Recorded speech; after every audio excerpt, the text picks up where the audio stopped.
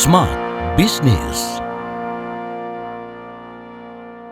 Halo Smart Business, apa kabar? Podcast Smart Business kembali menemani Anda, entah mungkin di pagi hari, siang, sore, bahkan juga malam. Kita akan ajak Anda untuk belajar lebih jauh tentang bagaimanakah fenomena yang terjadi dalam dunia marketing dan juga branding. Mungkin Anda pernah tahu tentang kasus Tupperware. Nah, walaupun kita tidak secara kontekstual ngebahas holistik tentang Tupperware, tapi ini mengarah ke sebuah momentum yang namanya marketing direct selling. Saya bersama dengan Mas Silly Agung Wasesa, pakar branding Indonesia. Assalamualaikum Mas Silly. Waalaikumsalam. Sehat? Alhamdulillah. Fenomenal loh kasus ini loh. Iyalah fenomenal Sedikit karena kan dong elaborasinya. Tupperware itu pernah menjadi salah satu direct selling terbesar di dunia. Tupperware, MW gitu ya. Dan di Indonesia kan di Indonesia itu menjadi fenomena juga lah karena hampir sampai ke pelosok desa gitu ya. Banyak ibu-ibu yang beli Tupperware gitu dengan harga yang dibandingin sama plasticware lainnya itu harganya bisa sampai 10 kali lipat tuh gitu ya. Itu sih sebetulnya jadi sangat fenomenal. Makanya begitu ada Tupperware kemudian bangkrut gitu, itu jadi pertanyaan, kok bisa ya? Tupperware bangkrut itu. Tapi sebetulnya kalau kita melihat secara keseluruhan dari lini bisnis, kan kita kontekstualnya marketing direct selling nih. Mereka kan biasanya kan harusnya B2B ya. Ini kan langsung menuju ke B2C.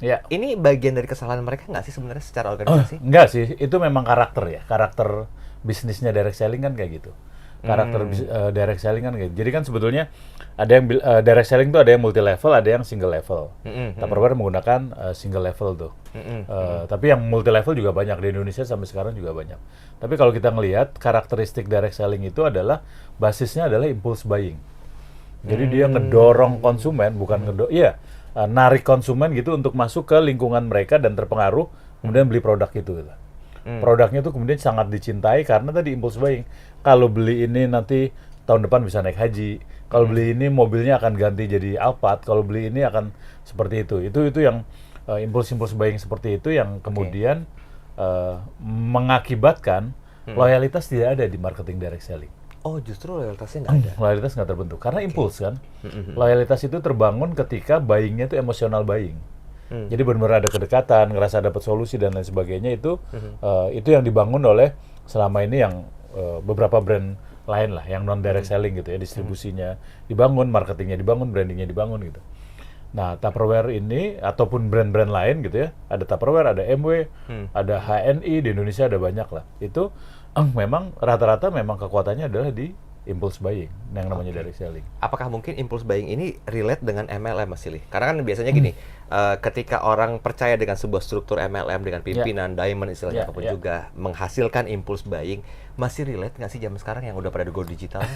Sebetulnya kalau kita bicara peraturan yang terjadi di pemerintah Singapura gitu ya, itu udah dianggap nggak relate sekian tahun yang lalu lah. Di Singapura tuh nggak boleh ada direct selling. Nah, jadi nggak ada tuh Tupperware, nggak ada MW di sana gitu. Mereka melarang itu gitu, ya alasannya tadi karena impulse buying, membuat orang bermimpi tapi belum tentu kejadian lah. Itu. Nah sama di Indonesia apakah relate apa enggak? Oh relate banget, masih relate. Selama itu masih dibolehkan ya, karena dia kan ngejual mimpi. Apalagi sekarang lagi krisis nih, deflasi udah berapa bulan? Udah 5 bulan lah. Orang nggak dapat pekerjaan, pengangguran banyak segala macam itu. Mereka punya harapan untuk hidup lebih baik lah. Minimal dapat pekerjaan. Nah, pada posisi-posisi seperti ini itu impulse buying akan muncul. Direct selling akan jadi harapan baru lah. Oke, gitu. Cukup menjanjikan ya sebetulnya bisnis MLM, bisnis to customer gitu ya. Ya, cukup menjanjikan. Masih seberapa relevansinya kuat Mas Silly? Sebetulnya kan gini, secara bisnis itu memang impulse buying dan secara hitung-hitungan profit kan itu fair. Yang memang jadi masalah kalau di Indonesia adalah ada yang namanya money game tuh. Sebelah kanan, sebelah kiri mereka ngaku sebagai multi level, itu yang sebetulnya mengganggu tuh. Itu kan nipu banget ya.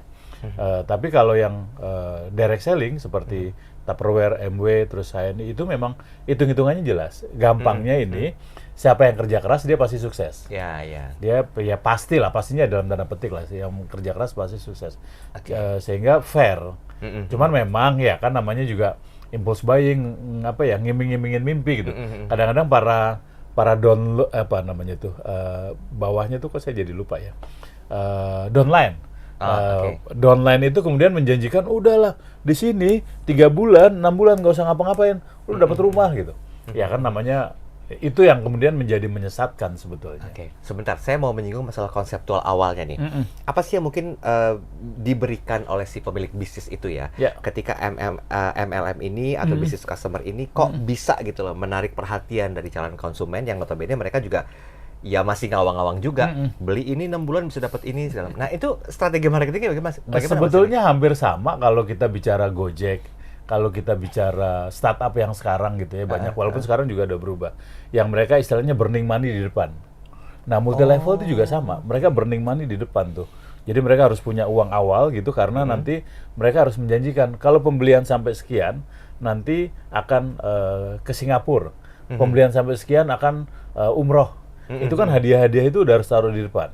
Sehingga burning money tuh. Jadi kalau ada pepatah gitu, kalau mau ikut multi level itu pas pertama buka tuh ikut tuh masih gampang tuh karena masih burning money, masih membakar uang untuk dapat segini, nanti imbing terus. Habis itu kan orang ngelihat, wah gila beneran nih dia pergi, wah beneran nih mobilnya ganti baru gitu, wah udah berbondong-bondong tuh masuk but gitu.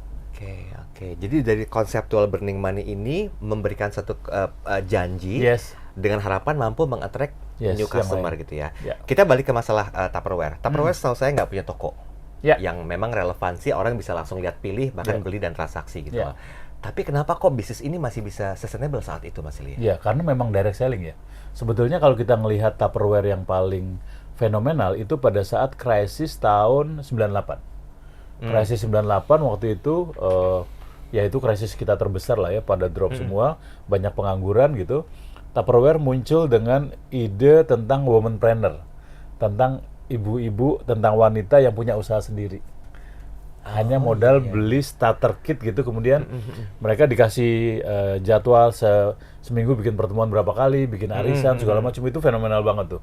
Dan itu membuat rumah tangga yang suaminya di PHK gitu ya, terus ibunya kemudian jadi berperan. Dan kemudian rumah tangganya menjadi bagus, itu sangat fenomenal banget tuh. Jadi pada sisi itu rasanya direct selling menjadi berguna. Tapi lagi-lagi tadi ya, the real direct selling, bukan money game yang kemudian berkedok sebagai multi level marketing. Oke, sebentar. The real direct selling bukan money game yang berkedok multi marketing. Ini membedakannya bagaimana? Kan secara kasat mata hampir sama nih sebenarnya konsep. Sebetulnya mereka udah punya asosiasi yang namanya APLI, Asosiasi Penjualan Langsung Indonesia. Direct selling itu sebetulnya ngebedanya di situ aja. Ketika kita mau gabung, ini kan sekarang lagi banyak PHK nih, pasti akan banyak tawaran untuk multi level tuh. Untuk ngecek dia beneran apa enggak, tanyain aja udah terdaftar atau belum di Asosiasi Penjualan Langsung Indonesia. Oke. Mas, dari kasusnya Tupperware ini, mungkin nggak mereka tuh bisa bangkit lagi di bawah ya kepemimpinan, atau mungkin juga model bisnis yang berbeda? Banyak case mereka bangkit lagi gitu ya dalam bentuk yang lain. Saya kalau ngelihat kita pada Tupperware, sebetulnya kan gini, hal lain dari direct selling ini adalah mereka menjual produk di mana produknya itu tidak ada di tempat umum. Setuju. Itu sebetulnya itu yang. Nah, tapi ketika produknya ada di tempat umum itu pasti akan kalah. Karena kan direct selling ini itu margin terbesar itu kan buat distributor. Sehingga harganya mahal. Oh iya ya. Sehingga harganya mahal. Kenapa kita mau beli ya karena iming-iming mimpi gitu. Harganya mahal nggak apa-apa lah gitu. Tupperware itu bisa, katakanlah di luar 100.000, itu Tupperware bisa 700.000, bisa 600.000 gitu. Itu karena margin itu buat. Nah, tapi ketika ada produk yang sama, kualitas yang sama, ya udah pasti orang akan milih untuk produk yang sama. Ya strateginya mantap juga ya sebenarnya. Gitu ya. Oke, baik.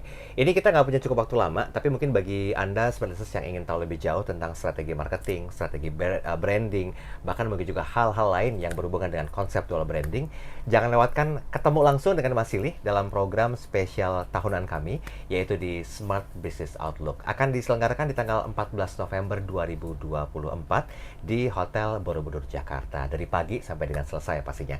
Nah, Anda yang ingin registrasi, silakan nanti hubungi tim Smart FM lewat WhatsApp kami di 0812 11 12 959. Kita perlu spill sedikit apa yang akan jadi bahasan oleh seorang Mas Silih Agung Marsesa ketika nanti menjadi pembicara di program Smart Business Outlook. Kita mau bahas apa di sana, Mas Silih, nanti? Ya, hampir sama tuh tadi. Artinya ketika kita bisnis itu kan kemudian bicara tentang bagaimana masyarakat tertarik gitu ya.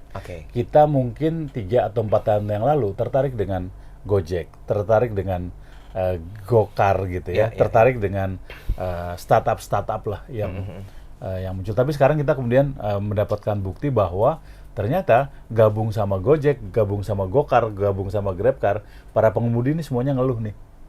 Sampai terjadi demonstrasi besar-besaran. Bukan hanya itu, kita punya banyak startup. Ada Ruang Guru untuk pendidikan gitu ya, ada startup yang lain gitu. Sekarang mereka ini semua nih, surut semua nih. Nah, nanti di sana akan kita bahas kira-kira ke depan gimana ya mengantisipasi para startup itu yang ternyata gila burning money doang nih. Sekarang yang jadi korban ya kalau di Gokar ya atau GrabCar ya para pengemudinya nih yang mereka nggak bisa ngapa-ngapain tapi harus jalan gitu. Saya kemarin malah sampai naik mobil tuh salah satu online itu 2 kilo itu bayarnya 6.000 perak.